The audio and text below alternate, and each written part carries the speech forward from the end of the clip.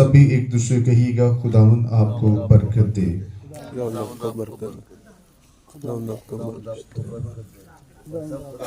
आप सबको बड़ी बरकत दे जी, खुदावन आपके साथ हो।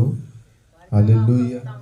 सलाम जी, सलाम। God bless you, God bless you, God bless you, God bless you, God bless you,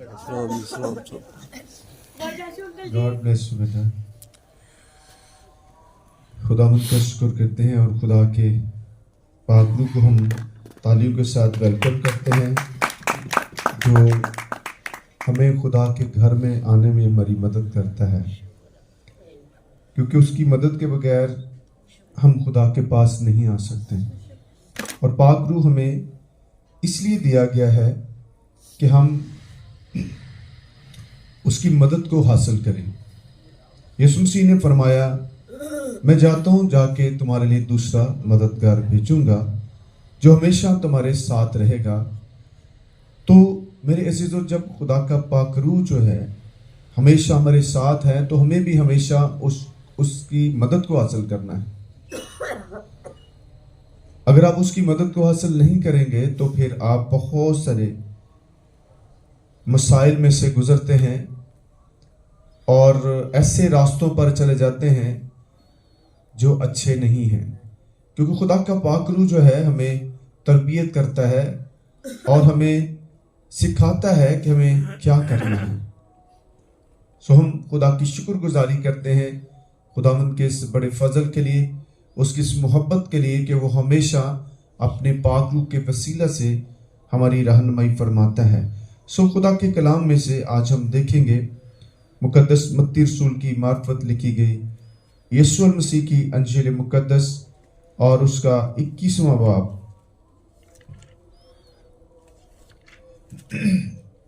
और उसकी 21वीं आयत से पढ़ते हैं। यीशु ने जवाब में उससे कहा, मैं तुमसे सच कहता हूं कि अगर ईमान रखो और शक ना करो तो ना सिर्फ वही करोगे जो अंजीर के दरख्त के साथ हुआ, बल्कि अगर इस पहाड़ से भी कहोगे तो उखड़ जा और समंदर में जा पड़, तो यूं ही हो जाएगा। और जो कुछ दुआ में ईमान के साथ मांगोगे वो सब तुमको मिलेगा। कलाम मुकद्दस के पढ़े सुने जाने से हम सबों पर खुदा की बरकत हो, आमीन।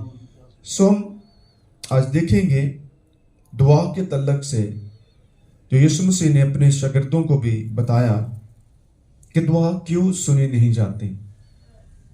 आज बहुत सारी दुआएं कई सालों से की जा रही, लेकिन उसका असर नहीं हो रहा। खुदा के सुनने में कोई मसला नहीं है। खुदावन ने ईसाया की किताब में क्या बयान किया है कि मेरे कान भारी नहीं कि तुम्हारी दुआ को सुन ना सके, मेरे हाथ छोटा नहीं कि तुम्हें बचा ना सके। मसला हमारे मांगने में है, उसके देने में नहीं है। सो बाइबल हमें उन चीजों को सिखाती है, उनके बारे में बताती है जिसकी वजह से हमारी दुआएं जो हैं वो रुक जाती हैं और वो खुदा तक नहीं पहुंचती। तो यीशु मसीह ने अपने शागिर्दों को फरमाया, अगर ईमान रखो और शक ना करो। शक जो है वो इब्लीस का सबसे बड़ा हथियार है, इसलिए वो हर चीज में शक पैदा कर देता है, डाउट पैदा कर देता है।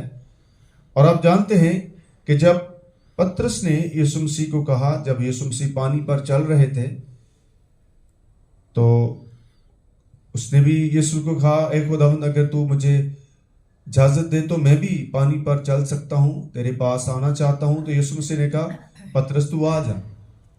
और पतरस बड़ी खुशी के साथ उछल कर पानी में वो उतर गया।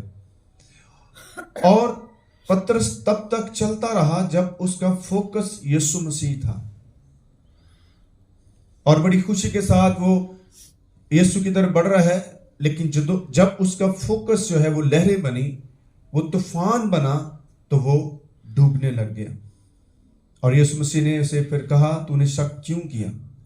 इसका मतलब है कि हम जब शक करते हैं तो फिर डूबना शुरू कर देते हैं, हम उन मसाइल में और ज्यादा उलझना शुरू कर देते हैं। इसलिए खुदावन ने हमें बयान किया है کہ اگر ایمان رکھو اور شک نہ کرو. سارے بولے اگر ایمان رکھو اور شک نہ کرو.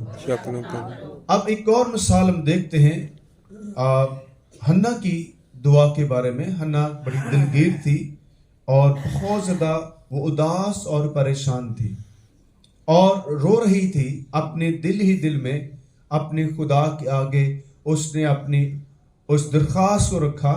اور مقدس ایلی جو ہے وہ اس کو دیکھ رہے تھے. انہوں نے کہا کہ تو نشے میں ہے.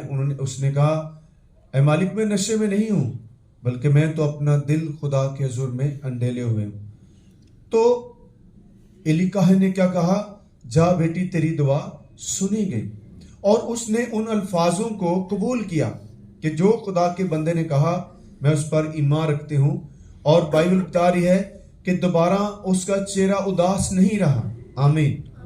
یہ ہے ایمان کہ آپ نے جو مانگا ہے اس پر آپ کو یقین بھی کرنا ہے. اور ہم دیکھتے ہیں جب اس نے شک نہیں کیا, ایمان رکھا, اور خدا نے عین وقت پر اس کو سیمول بھی دیا. آمین. تو اس کا مطلب ہے شک جو ہے وہ ہماری دعاؤں کو روک دیتا ہے. لیکن جب ہم خدا پر بھروسہ رکھتے ہیں کہ ایک تو آپ کو یہ جاننا ہے کہ آپ مانگ کس سے رہے ہیں. آپ کسی انسان سے تو نہیں مانگ رہے کہ وہ آپ کو دھوکہ دے سکتا ہے یا آپ کی مدد نہیں کر سکتا. آپ خالق سے مانگ رہے ہیں. آپ اپنے آسمانی باپ سے مانگ رہے ہیں جو آپ کو دینا چاہتا ہے. آمین. وہ آپ کو دے کر خوش ہوتا ہے. اس لیے آپ کو پریشان ہونے کی ضرورت نہیں ہے. آپ اپنی مصیبتوں کی طرف نہ دیکھیں کہ وہ جا نہیں رہی, خدا ان کے پیچھے کام کر رہا ہے. آپ صرف اپنا فوکس خدا پر رکھیں اور کہیں خدا تیرا شکر ہے کہ تو میری دعاؤں کو سن رہا ہے. سارے بولیں خدا میں تیرا شکر کرتی ہوں, میں تیرا شکر کرتا ہوں کہ تو میری دعاؤں کو سن رہا ہے. میری دعاؤں کو سن رہا ہے. آمین. آمین. اب ایک اور ہم دیکھتے ہیں لوکا اس کا 18واں باب دعا کے تعلق سے ہم دیکھ رہے ہیں. خداوند نے پہلی آیت میں کیا کہا؟ پھر اس نے اس غرض سے کہ ہر وقت دعا کرتے رہو اور ہمت نہ ہارنا چاہیے ان سے یہ تمثیل کہی. اور یہ تمثیل کیا تھی؟ ایک ایسے قاضی کے بارے میں بتایا گیا ہے جو سنگ دل ہے, سخت دل ہے, جو نہ خدا سے ڈرتا ہے نہ آدمیوں کی کوئی پرواہ کرتا ہے. اور ایک بیوہ جو ہے اس کے پاس آ کر دن رات اپنی درخواست رکھتی ہے کہ تو میرا انصاف کر. تو ہم دیکھتے ہیں یسوع مسیح نے یہ تمثیل اس لیے کہی تاکہ ہمیں اس بات کو سیکھنے میں آسانی ہو. خدا نے کہا اگر یہ سنگ دل شخص جو ہے ایک بار بار مانگنے والی بیوہ کی بات کو مان سکتا ہے تو میں تمہارا خدا ہوں, میں تمہارا باپ ہوں, میں اپنے مانگنے والوں کی دعاؤں کو کیوں نہ سنوں گا. دیکھیں 7ویں آیت, پس کیا خدا اپنے برگزیدوں کا انصاف نہ کرے گا جو رات دن اس سے کیا کر رہے ہیں؟ فریاد کرتے ہیں. اور کیا وہ ان کے بارے میں دیر کرے گا؟ خدا کبھی دیر نہیں کرتا. آمین. اس نے اپنے وقت کے ساتھ ہی کام کرنا ہے. حنا نے ایمان کے ساتھ قبول کیا اور پھر وہ اداس نہیں رہی, اس کا چہرہ اداس نہیں رہا, اور اس کا ایمان کا پھل کیا ملا؟ عین وقت پر اس کو اولاد ملی. اب آپ دعا کر کے فوری اولاد تو نہیں لے سکتے, آپ کو پھر ایک پروسیس میں سے گزرنا ہے. کم سے کم 9th منتھ جو ہے آپ کو اس کا ویٹ کرنا ہوگا. ہم بہت دفعہ فوری سب کچھ لینے کی کوشش کرتے ہیں, اس سے پھر کیا ہوتا ہے؟ شک پیدا ہوتا ہے. تو کیا لکھا ہے؟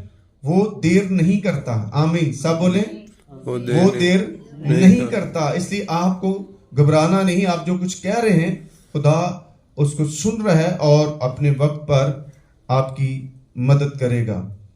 خدا بے وقت کام کوئی بھی نہیں کرے گا. اس نے اپنے وقت کو مقرر کیا ہے, آپ اس کے وقت کا انتظار کریں جس طرح سے حنا نے کیا. اور کیا لکھا ہے؟ بلکہ اگر اس پہاڑ سے بھی کہو گے تو اکھڑ جا اور سمندر میں جا پر تو یوں ہی ہو جائے گا. آمین. یہ کون کہہ رہا ہے؟ یسوع مسیح کہہ رہے ہیں. آج بہت سارے پہاڑ آپ کی زندگی میں ہو سکتے ہیں. وہ بیماری کا پہاڑ ہو سکتا ہے, وہ مصیبتوں کا ہو سکتا ہے, وہ بچوں کی نافرمانی کا ہو سکتا ہے, وہ آپ کی خاندان میں کسی بھی طرح کا مسئلہ ہو سکتا ہے. یہ وہ پہاڑ ہیں جو آپ کو پریشان کیے ہوئے ہیں, جو آپ کو اس طرح لگ رہا ہے یہ کبھی ٹھیک نہیں ہونے والے, یہ کبھی پہاڑ گرنے والے نہیں ہیں. تو یہ سب جھوٹ ہوگا. آپ خدا کی بات پر ایمان رکھیں, جو آپ کہہ رہے ہیں خدا اس پر نظر رکھے ہوئے ہے. اور آخری بات کیا ہے, اور جو کچھ دعا میں ایمان کے ساتھ مانگو گے, آمین, جو کچھ تم دعا میں ایمان کے ساتھ مانگو گے وہ سب تم کو ملے گا, آمین, آمین, ہاللویہ. ہاللویہ. آج نہیں 10 دن بعد 15 دن بعد آپ کو ملنے والا ہے.